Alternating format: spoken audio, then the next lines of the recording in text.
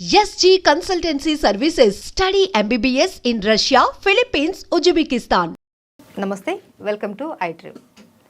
మోకాల నొప్పి అని హాస్పిటల్కి వెళ్ళంగానే అక్కడ నుంచే మొదలవుతుంది మనకు వేలల్లో ఖర్చు. కానీ రూపాయి ఖర్చు లేకుండా మనం మోకాల నొప్పులను తగ్గించుకోవచ్చు అని మీకు తెలుసా? ఎగ్జాక్ట్లీ అండి. దీని గురించి మాట్లాడడానికి మనతో పాటు ఉన్నారు ప్రముఖ ఆయుర్వేద వైద్య నిపుణులు డాక్టర్ చిట్టిబొట్ల మధుసూదన్ శర్మ గారు. అయితే రూపాయి ఖర్చు లేకుండా మోకాల నొప్పులను మనం ఎలా కంట్రోల్ చేసుకోవచ్చు అన్నది ఆయన మాటల్లోనే అడిగి తెలుసుకుందాం.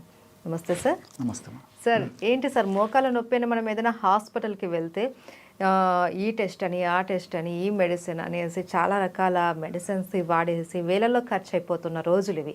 కానీ మీరు అసలు ఖర్చు లేకుండా మోకాల నొప్పుల్ని కంట్రోల్ చేయొచ్చు అనేసి చెప్తున్నారు. అది ఎలా సాధ్యం? ఏంటి మీ దగ్గర ఉన్న చిట్కా? చాలా మంచి ప్రశ్నమ్మా. మీరు అన్నట్లు ₹1,000, ₹1,00,000 ఖర్చు పెట్టుకునేటువంటి పరిస్థితి అమ్మా మోకాళ్ళ నొప్పుల సమస్య. రెండవది, పూర్వకాలము వయస్సు వచ్చినటువంటి వాళ్ళలో ఉండేటువంటి సమస్య అయితే ఈ రోజుల్లో 25 సంవత్సరాల నుంచే చాలా మందిలో మొదలయ్యేటువంటి పరిస్థితి ఏర్పడుతుందమ్మా. దీనికి 1,00,000 కారణాలు. మరి ఈ మోకాళ్ళ నొప్పుల సమస్యకి ఖర్చు లేని వైద్యాలు చాలా చాలా ఉన్నాయమ్మా. ఇప్పుడు ఒక వైద్యం గురించి చెప్తాను చూడమ్మా. పైసా అంటే పైసా ఖర్చు అక్కర్లేదమ్మా. చాలా చక్కటి ప్రయోజనం చేకూరుతుంది. కేవలం అవగాహన కలిగి ఉంటే చాలు. దీనిలో ఎలాంటి సైడ్ ఎఫెక్ట్స్ ఉండవు, అన్ని సైడ్ బెనిఫిట్స్ కూడా ఉంటాయమ్మా. అవి కూడా నేను చెప్తాను. రోజు ఒక్కసారి అమ్మా, సమస్య తీవ్రంగా ఉంటే రోజు 2 సార్లు కూడా ఈ యొక్క ఔషధాన్ని వాడుకోవచ్చు. సమస్య కొద్దిగా ఉంటే జస్ట్ ఒక్కసారి సరిపోతుందమ్మా.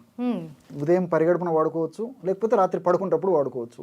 లేకపోతే సమస్యకి ఎక్కువగా ఉంటే కొన్నాళ్ళ పాటు 2 టైమ్స్ వాడేసేసి తర్వాత ఒక్కసారి వాడుకున్నా సరిపోతుందమ్మా. మన చాయిస్ అది కూడా. సో ఎలాగంటే అమ్మా, ఒక 250 ml వాటర్ తీసుకోవాలమ్మా. ఒక పాత్రలో 250 ml వాటర్ తీసుకొని, పారిజాతం ఆకులు మీకు తెలుసు కదమ్మా. గ్రామాలు, పట్టణాలు, నగరాలతో నిమిత్తం లేకుండా ఎక్కడ పడితే ఇక్కడ పారిజాతం చెట్లు ఉంటాయమ్మా. సో ఆ పారిజాతం ఆకులు జస్ట్ 2 కానీ 3 కానీ తీసుకోవాలమ్మా. ఆకులు చిన్నగా ఉంటే 3 తీసుకోవచ్చు, ఆకులు పెద్దవైతే 2 సరిపోతాయి. 2-3 ఆకులు తీసుకుంటే సరిపోతుంది. అవి చిన్న చిన్న ముక్కలుగా చేసేసి ఆ నీళ్ళలో వేసేయాలమ్మా. 250 ml వాటర్లో 2 లేదా 3 పారిజాతం ఆకుల్ని శుభ్రం చేసేసి చిన్న చిన్న ముక్కలు చేసేసి అందులో వేసేసి ఇంచుమించు ఒక 50 to 100 ml నీళ్లు మీరేటట్టు మరిగించుకోవాలమ్మా. ఓకే, అప్రాక్సిమేట్గా. సో 50 to 100 ml నీళ్లు మీరేటట్టు మరిగించేసేసి దించేసేసి ఫిల్టర్ చేయాలమ్మా. ఆ విధంగా మనం ఎప్పుడైతే బాయిల్ చేసామో ఆ నీళ్ళ కలర్ మారిపోతుంది. అంటే పారిజాతం ఆకులు ఉన్నటువంటి ఆ సుగుణాలు, ఔషధ గుణాలన్నీ నీళ్ళలోకి వచ్చేస్తాయమ్మా. సో గోరువెచ్చగా ఉన్నప్పుడు ఫిల్టర్ చేసేసి అందులో ఒక 500 మిల్లీగ్రాముల నుంచి 1 గ్రామ్ ఉప్పు వేయాలమ్మా. Okay, salt.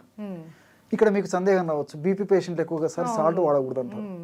సో కొద్దిగా సాల్ట్ వాడుకోవడం వల్ల ఎలాంటి ఇబ్బంది ఉండదు. వాళ్ళకు మరీ సందేహం ఉంటే ఒక 2 చిటికలు, 2 పించెస్ మిరియాల పొడి వేసుకోవచ్చు. ఉప్పుతో పాటు ఉప్పు లేకుండా కూడా వాడుకోవచ్చు. ఉప్పు వేసుకుంటే మిరియాల అవసరం ఉండదు, మిరియాలు వేసుకుంటే ఉప్పు అవసరం ఉండదు. కాబట్టి అలాగే ఏదో ఒకటి సరిపోతుంది. జనరల్గా అయితే ఉప్పు వాడుతుంటారు. అదే ఇట్లా ఏదైనా డౌట్ ఉన్నటువంటి వాళ్ళైతే జస్ట్ మిరియాల పొడి సరిపోతుంది. షుగర్ లేనటువంటి వాళ్ళైతే ఇందులో తేనె యాడ్ చేసుకోవచ్చు. షుగర్ ఉంటే తేనె వద్దమ్మా. సో ఈ యొక్క ఔషధాన్ని 1 డోసుగా వాడుకోవాలి.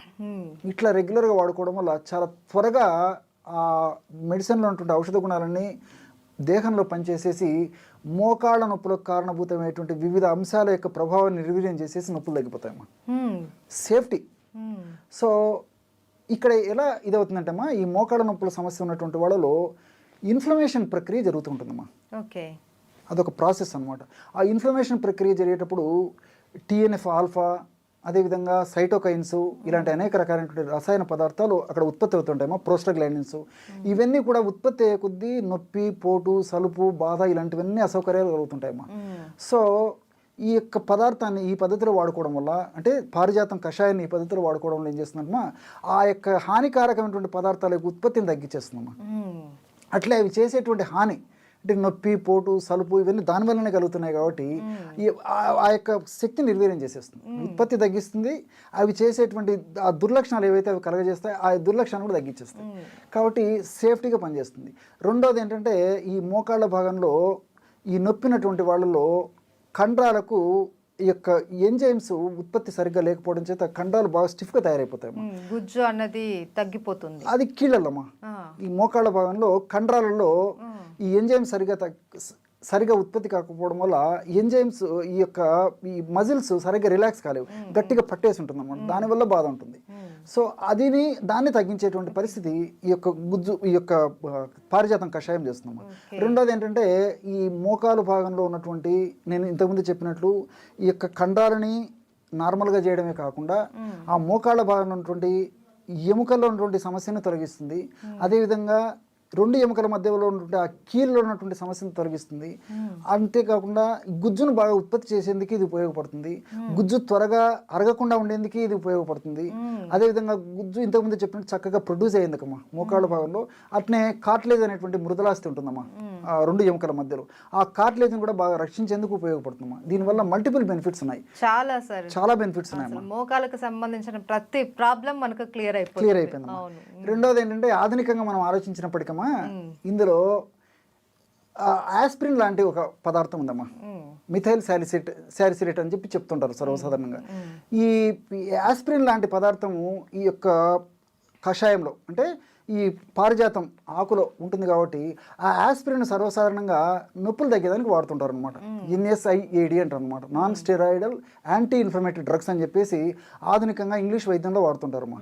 సో ఈ ఆస్పిరిన్ లాంటి పదార్థము ఈ యొక్క ఇది చెప్పాను కదమ్మా, ఈ ఆకులు ఉంటుందమ్మా. సో ఆకులు మనం కషాయ రూపంలో ఇవి వాడుకుంటున్నాం కాబట్టి ఈ కషాయంలో కూడా ఆ యొక్క కెమికల్ వస్తుంది కాబట్టి నొప్పి తగ్గేందుకు ఉపయోగపడుతుంది. అందులో ఇంకోటి అంటే న్యాచురల్గా మనం బాడీకి అందజేస్తున్నాం కాబట్టి సైడ్ ఎఫెక్ట్స్ ఉండవు, అన్ని సైడ్ బెనిఫిట్స్ ఉంటాయమ్మా. కాబట్టి ఎక్కువ రోజులు వాడినా ఇబ్బంది ఉండదు, కాబట్టి దీనివల్ల ప్రాబ్లం ఉండదు, అన్ని సైడ్ బెనిఫిట్స్ ఉంటాయి కాబట్టి క్షేమదాయకంగా వాడుకోవచ్చు. మీరు అడిగినట్లే పైసా అంటే పైసా ఖర్చు ఉండదు, ఎక్కడికి కాకపోతే కేవలం ఒక కషాయనే తాగొచ్చు. ఉప్పు తర్వాత మిరియాల పొడి లేదన్నా ఉడకబెట్టుకుని తాగినా సరిపోతుంది. ఫలితం అయితే మంచి ఫలితం కలుగుతుంది. అవును సార్. అండ్ సార్ ఫైనల్గా సింపుల్గా ఈ మోకాల నొప్పితో బాధపడే వాళ్ళు ఎలాంటి ఫుడ్ తీసుకుంటే వాళ్ళకి మోకాలలో బలం చేకూరుతుందో చెప్తారా? బాగా కాల్షియం రిచ్డ్ ఫుడ్ బాగా తీసుకోవాలమ్మా. కాల్షియం బాగా ఉన్నటువంటి ఆహార పదార్థాలు బాగా తీసుకోవాలి. దీనికి తోడేమంటే ఈ డ్రై ఫ్రూట్స్, డ్రై నట్స్ ఇలాంటివి బాగా తీసుకుంటున్నామమ్మా. వీటన్నిటికి తోడు మనకు సీజన్లో దొరికేటువంటి ఫ్రూట్స్ బాగా తీసుకోవాలమ్మా. అంటే కొన్ని సందర్భాలు అంటే ఇప్పుడు షుగర్ పేషెంట్స్ ఉంటారు, కొన్ని ఫ్రూట్స్ తినకూడదు, అలాంటి వాళ్ళు తినదగిన ఫ్రూట్స్ తినాలి. అట్లా ఆయా వ్యాధులు ఉన్నటువంటి వాళ్ళు తినకూడనటువంటి ఫ్రూట్స్ అయితే తినకూడదు, కానీ మిగతా ఫ్రూట్స్ అన్ని తినొచ్చమ్మా. జనరల్గా ఏ సమస్య లేనటువంటి వాళ్ళు, కేవలం మోకాళ్ళ నొప్పుల సమస్య ఉన్నటువంటి వాళ్ళు అన్ని ఫ్రూట్స్ తీసుకోవచ్చమ్మా.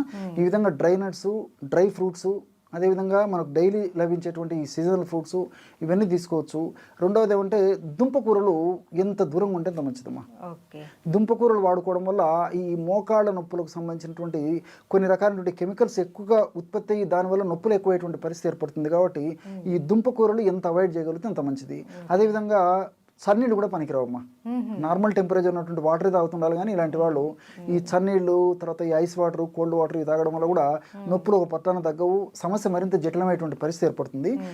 వీటన్నిటితో ఏమంటే ప్రకృతి సిద్ధంగా సహసిద్ధంగా లభించేటువంటి పదార్థాలను ఎక్కువగా తీసుకోవడం మంచిదమ్మా.